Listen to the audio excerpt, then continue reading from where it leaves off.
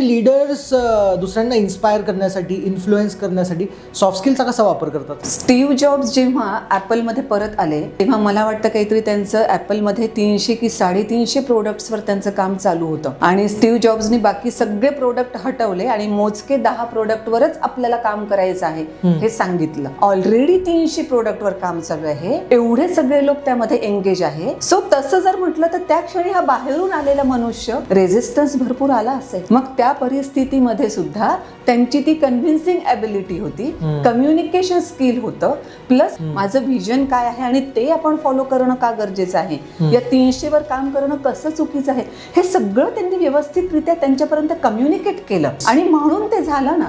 म्हणजे Steve jobs स्वतः म्हणायचे ना की माझे प्रोडक्ट इतके कमी आहेत की टेबलवर जरी ठेवले तरी टेबल पण भरणार नाही, पण आज त्याची व्हॅल्यू काय आहे. सो प्रत्येक बिझनेसमध्ये ते असतंच.